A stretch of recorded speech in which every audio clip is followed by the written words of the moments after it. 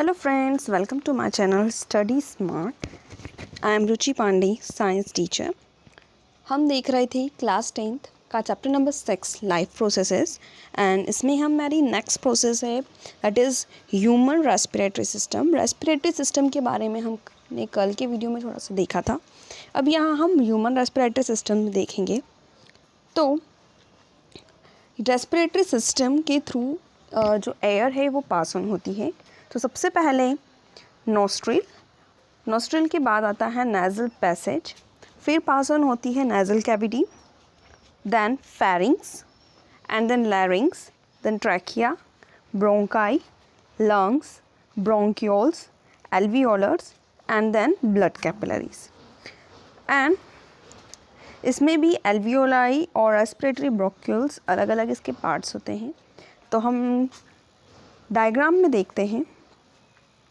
So this is our nasal passage, जिसमें से pharynx and लैरिंग्स से होते हुए ट्रेकिया और फिर यहाँ से ब्रोंकियाई, ब्रोंकाई एंड लंग्स में जाती है और फिर लंग्स के अंदर जो हमारे ब्रोंक्यूल्स होते हैं उसके अंदर जाती है, then alveolars and then blood capillaries. तो ये है इसका पैसेज एयर का हमारे रेस्पिरेटरी सिस्टम में। अब यहाँ दो मैकेनिज्म काम करते हैं, एक तो है इनहेलेशन एंड दूसरा है एक्सहेलेशन। इनहेलेशन मीन्स जो हमने एयर ली है उसका पास ऑन हुआ। तो इनहेलेशन के टाइम पे thoracic cavity means chest cavity जो है वो एक्सपांड होती है। वहीं एक्सहेलेशन की बात करें तो यहाँ पे थोरेसिक कैविटी क्या होगी, कॉन्ट्रैक्ट्स होगी। तो जब कॉन्ट्रैक्ट्स होगी तब कहलाएगा एक्सहेलेशन और जब एक्सपांड होगी तो कहलाएगा इनहेलेशन। अब इनहेलेशन की टाइम्स पे रिब्स जो है वो थोड़ी लिफ्ट अप होती है, वहीं एक्सहेलेशन के टाइम पे रिब्स जो है वो डाउनवर्ड मूव करती है। अब इनहेलेशन के टाइम पे जो डायफ्राम है हमारा वो फ्लैट हो जाता है शेप में, वहीं एक्सहेलेशन के टाइम पे जो डायफ्राम है वो डोम शेप्ड का हो जाता है। इनहेलेशन के टाइम पे जो लंग्स का वॉल्यूम है वो इंक्रीज़ हो जाता है और जो एयर है वो लंग्स में इंटर कर जाती है। वहीं एक्सहेलेशन के टाइम पे जो लंग्स का वॉल्यूम है वो डिक्रीज़ हो जाता है और लंग्स का वॉल्यूम डिक्रीज़ होने की वजह से जो एयर है वो लंग्स में से बाहर निकल जाती है, एग्जिट कर जाती है। अब हम इस डायग्राम में भी देख सकते हैं कि इनहेलेशन के टाइम पे एयर जो है वो लंग्स में आती है, तो लंग्स क्या हो रहे हैं, एक्सपांड हो रहे हैं और डायफ्राम जो है वो डाउन पुल किया जा रहा है। वहीं ब्रीदिंग एक्सहेलेशन के टाइम पे एयर जो है वो बाहर जा रही है, डायफ्राम जो है वो नॉर्मल शेप में आ रहा है और रिब्स जो हैं वो अपने नॉर्मल पोजीशन में वापस आ जाती हैं। तो ये था डायग्राम की तरह से भी बता रहे हैं इसमें। अब देखते हैं कि जो एयर है इसमें एक्सचेंज कैसे होता है। जैसे हम ऑक्सीजन इनटेक करते हैं और कार्बन डाइऑक्साइड निकालते हैं, तो ये जो गैसेस का एक्सचेंज कैसे होता है। तो सबसे पहले जो एयर है जिसमें ऑक्सीजन की मात्रा ज़्यादा है जो एल्वियोलस में जाती है, उसके बाद वो ब्लड में जाती है और ब्लड में कैसे जाएगी तो उसके लिए हमें माध्यम चाहिए, तो वो होते हैं ब्लड वेसल्स की सहायता से जाती है। देन जो ऑक्सीजन मॉलिक्यूल्स है वो बाइंड हो जाते हैं हीमोग्लोबिन से आरबीसीज में और जो ऑक्सीजन है वो रिलीज़ हो जाती है कहाँ पे, हमारे टिश्यूज़ में। तो इस प्रकार से जो एयर है वो एल्वियोलस से फिर ब्लड में और फिर ब्लड से जो ब्लड की जो आरबीसीज है उसमें हीमोग्लोबिन बाइंड अप हो जाता है और उसे सभी जगह सारे टिश्यूज़ पे पहुंचाया जाता है। अब बात आती है CO2 की। तो CO2 कहाँ है, हर एक टिश्यूज़ में है।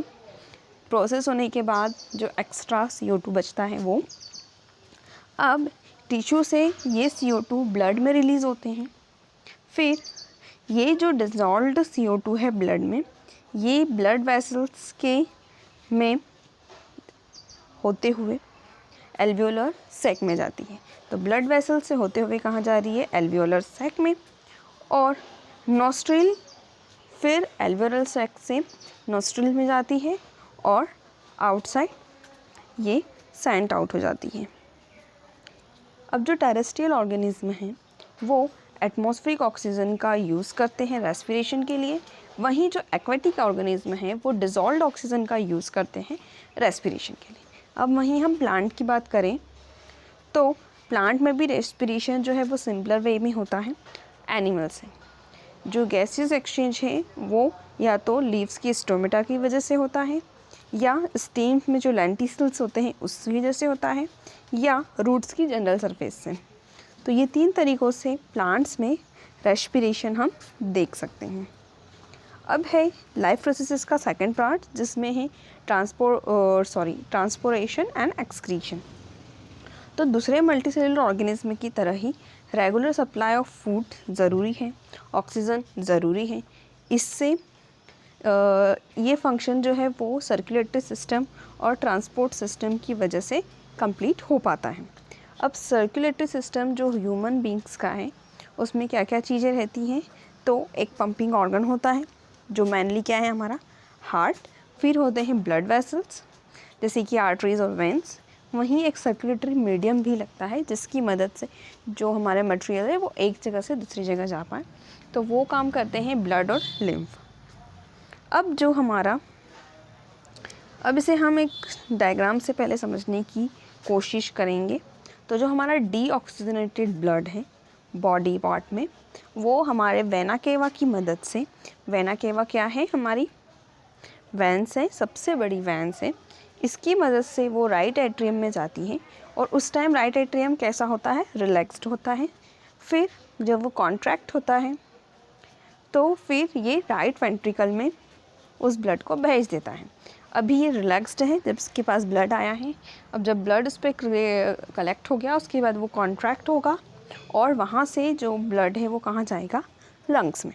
लंग्स में फिर वही सारी प्रोसेस होगी और जो ब्लड है वो प्यूरीफाई होगा। अब प्यूरीफाइड ब्लड जो है वो लेफ़्ट एट्रियम में जाएगा।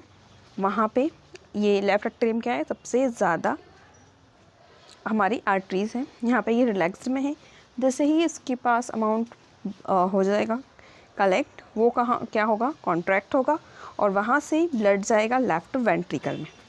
लेफ़्ट वेंट्रिकल फिर कॉन्ट्रैक्ट होगी और कहाँ पहुँचेगा, ओर्टा के थ्रू सभी बॉडी पार्ट्स में ऑक्सीजनेटेड ब्लड पहुँच पाएगा। तो इस प्रकार से हमारा ब्लड जो है, ब्लड का सर्कुलेशन होता है हार्ट की हेल्प से। आज की वीडियो में इतना ही, बाकी हम देखेंगे हमारे नेक्स्ट वीडियो में।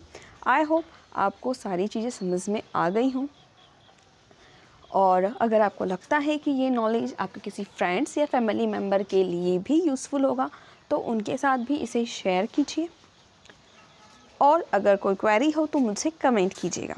सो thank you for now, bye bye.